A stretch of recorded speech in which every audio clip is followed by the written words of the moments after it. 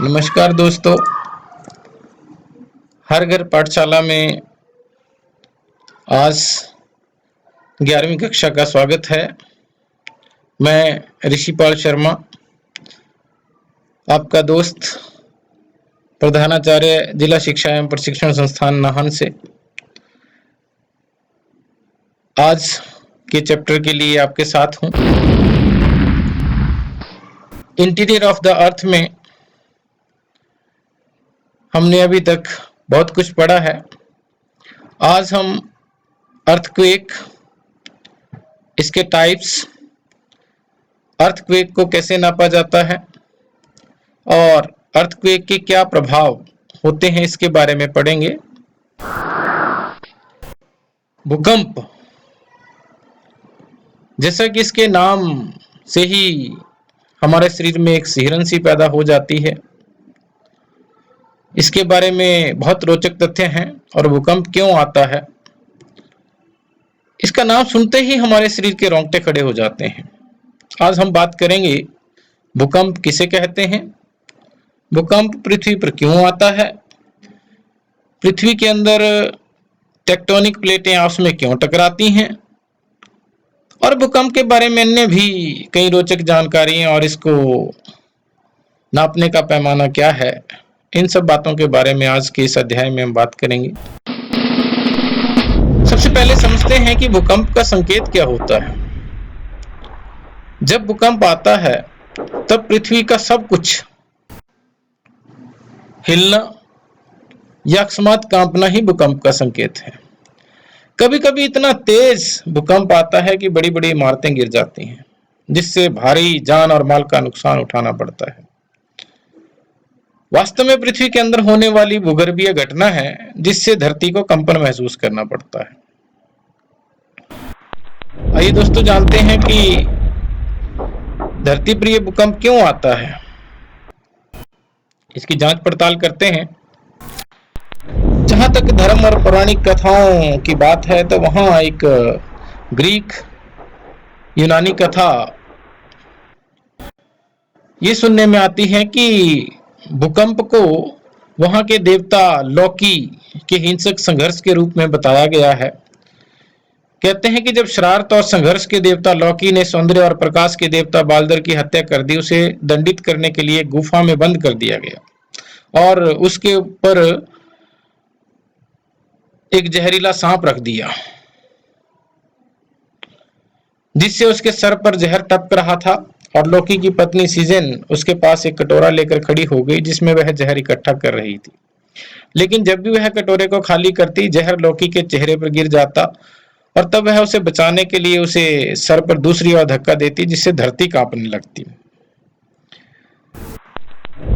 अन्य सभ्यताओं में, अन्य देशों में इसको दैवी प्रकोप के नाम से ही समझा जाता था। कुछ लोग बोलते हैं कि पृथ्वी सर्प पर, बिल्ली पर, सुअर पर, कछुए पर और किसी एक बहुत बृहत्काय राक्षस पर टिकी हुई है, और उन लोगों का विश्वास है कि इन जंतुओं के हिलने डुलने से भूकंप होता है। लेकिन क्या वास्तव में ऐसा ही होता है? आइए दोस्तों, जानते हैं भौगोलिक कारण। हमारी पूरी पृथ्वी कुछ टेक्टोनिक प्लेटों पर स्थित है। इसके नीचे तरल लावा पदार्थ है और यह प्लेटें उस लावा के ऊपर तैरती रहती हैं।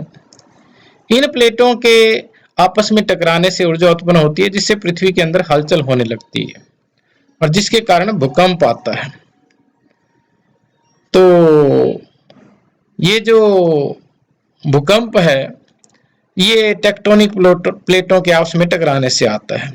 ये यहाँ पर आप देख सकते हैं। हमने नवम कक्षा में ये टेक्टोनिक प्लेटें पढ़ी थी। यूरेशियन प्लेट यानी कि यूरोप और एशिया की प्लेट, और इसी तरह से African plate, Indo Australian plate, north American plate, south American plate. ये प्लेटें यानी कि धरती के अनेक भूभाग जो ऊपरी परत के हैं। बात यह आती है कि टेक्टोनिक प्लेटें उसमें टकराती क्यों हैं। ये प्लेटें पृथ्वी के अंदर अपनी गति से घूमती हैं और एक साल में अपनी जगह से 4-5 मिलीमीटर खिसक जाती हैं। और कोई प्लेट दूसरी प्लेट से दूर जाती है तो कोई निकट आती है, ऐसे में कभी कभी ये आपस में टकरा भी जाती हैं। तो अगर इसको सामान्य भाषा में समझें कि धरती भी गड़बड़ कर देती है, यानी कि हम दिन भर में कुछ ना कुछ गड़बड़ करते रहते हैं और कभी कभी धरती भी गड़बड़ कर देती है। कभी कभी नहीं बल्कि रोज कर देती है। पूरे ग्लोब पर रोज रोज कहीं ना कहीं कुछ खटपट होता रहता है और छोटे छोटे गड़बड़ झाले तो कुछ नहीं कर पाते, पर जब कहीं कुछ बड़ा गड़बड़ झाला हो जाता है तो पता चलता है कि भूकंप आ गया है। और हमारी जमीन के नीचे बहुत सारी प्लेट्स हैं, आड़ी तिरछी, इधर उधर एकदम फंसी हुई। एक हिली तो दूसरी भी हिलेगी, एक खिंची तो दूसरी भी खिंचेगी और कई खिंच जाएंगी। और जब ये ज्यादा हो जाता है तो ऊपर की जमीन खड़खड़ा जाती है और भूकंप आ जाता है। करोड़ों वर्षों पहले जब कई प्लेट्स ऐसे ही टकराई थी, तब इस टक्कर से कई सारे पहाड़ बने थे। मतलब हल्के में नहीं लेना है इस चीज को। इस टक्कर को हिमालय भी ऐसे ही बना था। कहीं कहीं भूकंप के अलावा ज्वालामुखी भी फट जाते हैं। और इसमें क्या होता है कि धरती के अंदर का लावा भी बाहर आ जाता है गर्मा गर्म। यहाँ ये चित्र देखिए आप, इस चित्र में आपको ये जो यूरेशियन प्लेट दिखाई दे रही है, इस यूरेशियन प्लेट के साथ साथ इधर इंडो ऑस्ट्रेलियन प्लेट, तो यहाँ जहाँ तिब्बतन प्लेट्यू लिखा है, चाइना लिखा है, भूटान लिखा है, इसके बीच में जो एक पर्वत का निर्माण हुआ था, हिमालय पर्वत श्रृंखला, ये जो यहाँ पर इस सारे क्षेत्र में उस समय बलन पड़ गए थे। और ये बलन पड़ गए थे तो उस समय भी जो है इन प्लेटों के टकराने से ही इस प्रकार पर्वतों का निर्माण हुआ था। यहाँ पर पृथ्वी का एक चित्र देखिए जो आप पहले टॉपिक्स में पढ़ चुके हैं आंतरिक भूभाग का, कि जो क्रस्ट है उसके नीचे एस्थेनोस्फीयर, फिर मेंटल, ठीक है ना। और क्या होता है कि धरती पर ये जो प्लेटें हैं इनके बीच में जो क्षेत्र है उनको फॉल्ट जोन कहा जाता है। और ऐसे ही धरती पर कई फॉल्ट जोन है, मतलब कई जगह प्लेट्स एक दूसरे से मिलती हैं और जब जहां मेल जोल होगा तो वहां तो खटपट होगी ही। तो ऐसे में भूकंप फॉल्ट जोन में ही आता है। और जियोलॉजी में प्लेट्स के हिलने के कई तरीके बताए गए हैं। स्ट्राइक स्लिप, इसमें प्लेट्स अगल बगल में खिसक जाती हैं। इसका सबसे बड़ा उदाहरण है अमेरिका के कैलिफोर्निया का सैन एंड्रियास फॉल्ट। और डिप स्लिप, जब प्लेट्स ऊपर नीचे हिलती हैं तो भूकंप आता है, और उत्तरी अमेरिका और प्रशांत महासागर वाली प्लेट में ऐसे होता है। एक होता है ऑब्लिक, यानी कि यहाँ मामला टेढ़ा है, ऊपर नीचे और अगल बगल दोनों तरफ प्लेट खिसकती हैं। सैन फ्रांसिस्को में ऐसा होता है। इंसान भी भूकंप लाने में पीछे नहीं है, लगे हाथ ऐसे काम कर देता है कि भूकंप आ ही जाता है। जैसे एटम बम और हाइड्रोजन बम का टेस्ट, नॉर्थ कोरिया के तानाशाह ने जब एटम बम फोड़ा था तब जमीन हिलने से ही पता चला था। इसके अलावा किसी किसी प्रोजेक्ट में इंसान इतना गहरा गड्ढा खोद देता है कि धरती उसे संभाल ही नहीं पाती और हल्के भूकंप आ ही जाते हैं। और कभी कभी जब समुद्र में इस तरह की हरकतें इंसान करता है तो पानी की धार बदल जाती है और सुनामी भी आ जाती है। दोस्तों, भूकंप प्रकृति का एक नियम है। जैसे हर चीज टूट फूट करके फिर कुछ नई बन जाती है, वैसे ही धरती के अंदर भूकंप प्लेटों को फिर से व्यवस्थित कर देता है। ये एक नजर डालिए इस पर, ये दुनिया के प्लेट्स और फॉल्ट लाइंस हैं। यहाँ पर आप देख सकते हैं ये जो इसमें दिखाए गए हैं क्षेत्र, जहां जहां पर ये फॉल्ट लाइंस अलग दिखाई गई हैं सारी, तो इन फॉल्ट लाइंस में हम हमेशा ही भूकंपों का अनुभव करते हैं। तो अब तक हम समझे कि भूकंप क्या है। यदि आपको भूकंप की परिभाषा लिखनी हो तो आप लिखेंगे कि भूकंप या भूचाल पृथ्वी की सतह के हिलने को कहते हैं। यह पृथ्वी के स्थलमंडल लिथोस्फीयर में ऊर्जा के अचानक मुक्त हो जाने के कारण उत्पन्न होने वाली भूकंपीय तरंगों की वजह से होता है। और भूकंप बहुत हिंसात्मक हो सकते हैं और कुछ ही क्षणों में लोगों को गिराकर चोट पहुंचाने से लेकर पूरे नगर को ध्वस्त कर सकने की इनमें क्षमता होती है। कभी कभी भूकंप सुनामी, भूस्खलन और ज्वालामुखी का कारण भी बन जाते हैं। पृथ्वी की सतह पर भूकंप अपने आप को जब हिलाकर प्रकट करता है, तब इसके एपिसेंटर के आसपास, यानी कि एपिसेंटर यानी कि जहां ऊपरी क्षेत्र में हम इसको महसूस करते हैं, जब आप तटीय क्षेत्रों में ऐसा होता है तो वहां बड़े पैमाने पर समुद्र की लहरें, जो समुद्र का पानी है, वो विस्थापित हो जाता है और वो सुनामी का कारण बनता है। कभी कभी भूकंप के झटके भूस्खलन और ज्वालामुखी गतिविधियों को भी पैदा कर सकते हैं। अगर हम और गहराई से समझें तो भूपटल में होने वाली आकस्मिक कंपन या गति, जिसकी उत्पत्ति प्राकृतिक रूप से भूतल के नीचे भूगर्भ में होती है, और भूगर्भिक हलचलों के कारण भूपटल तथा उसकी शैलों में संपीड़न एवं तनाव होने से शैलों में उथल पुथल होती है, जिससे भूकंप उत्पन्न होते हैं। विवर्तनिक क्रिया, टेक्टोनिक एक्टिविटी, ज्वालामुखी क्रिया, वोल्केनिक एक्टिविटी, आइसोस्टेटिक, समस्थितिक समायोजन तथा वित्तीय कारणों से भूकंप की उत्पत्ति होती है। तो यदि आपको पूछें कि भूकंप कितने कारणों से उत्पन्न होता है, तो विवर्तनिक क्रिया, ज्वालामुखी क्रिया, समस्थितिक क्रिया, समायोजन और वित्तीय कारण। तो इस प्रकार के कारण दोस्तों आप गिना सकते हैं यहां पर। ये और ज्वालामुखी क्रिया द्वारा भूगर्भ से तप्त मैग्मा, ये हम वोल्केनो में पढ़ेंगे, जल, गैसें आदि ऊपर निकलने लगते हैं और शैलों पर तेजी से धक्के लगते हैं, दबाव जो है बढ़ जाता है, जिसके कारण भूकंप उत्पन्न होते हैं। इस प्रकार भू आकृतिक प्रक्रमों द्वारा भूपटल की ऊपरी शैल परतों में समस्थितिक संतुलन बिगड़ जाने पर क्षणिक असंतुलन उत्पन्न हो जाता है, और जिसे दूर करने के लिए समस्थितिक समायोजन होता है, जिसमें शैल परतों में आकस्मिक हलचल और भूकंप उत्पन्न होते हैं। तो कुछ सीमित भूकंप पृथ्वी की अधिक गहराई 300 से 720 किलोमीटर में वित्तीय कारणों से उत्पन्न होते हैं, और भूपर्पटी में शैलों की एक तीव्र अभिगय कंपन गति एवं समायोजन, जिस परिणाम स्वरूप प्रत्यास्थ इलास्टिक घात तरंगों शॉक वेव उत्पन्न होती हैं और चारों ओर ये दिशाओं में फैल जाती हैं, जिनको हम भूकंपीय तरंगों के नाम से जानते हैं। और सामान्य अर्थ में हम अभी तक समझे कि किसी भी सीस्मिक घटना का वर्णन करने के लिए भूकंप शब्द का प्रयोग किया जाता है, यानी कि जमीन, कंप, कांपना। एक प्राकृतिक घटना या मनुष्यों के कारण हुई कोई घटना जो सिस्मिक तरंगों को उत्पन्न करती है, और अक्सर भूकंप भूगर्भीय दोषों के कारण ही आते हैं, जिनमें भूगर्भीय दोष कौन कौन से हो सकते हैं? भारी मात्रा में गैस प्रवास, पृथ्वी के भीतर मुख्यतः गहरी मीथेन, ज्वालामुखी, भूस्खलन और नाभिकीय परीक्षण, ऐसे कुछ दोष इसमें शामिल हैं। अब दोस्तों बात आती है कि कैसे नापते हैं इस भूकंप को। क्या इंच टेप से नापते हैं? नहीं यार, ऐसे होता तो सब लोग साइंटिस्ट बन जाते। इंच टेप से नहीं नापते हैं। पुराने जमाने में भारत की जब हम बात करते हैं तो हमारे भारत में वराह मिहिर की लिखी हुई एक बृहत संहिता पुस्तक है, और एक बलाल सेन की अद्भुत सागर नामक पुस्तक है। इसमें भूकंप का जिक्र है। इसको ज्यादा नहीं पढ़ा गया। ये नाम है पुस्तकों के बृहत संहिता और अद्भुत सागर।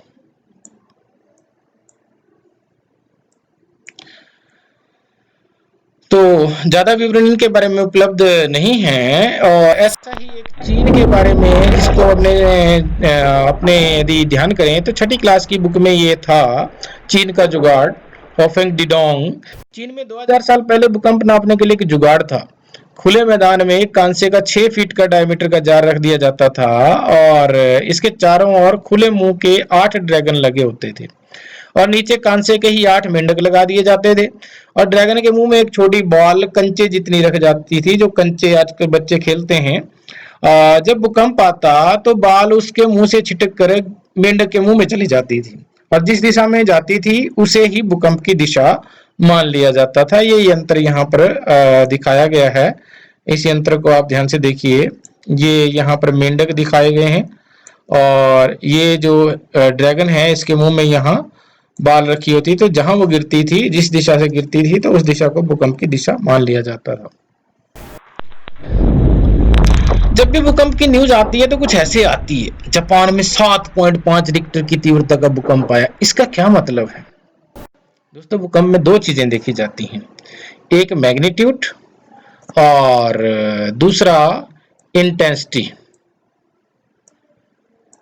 मतलब कितना आया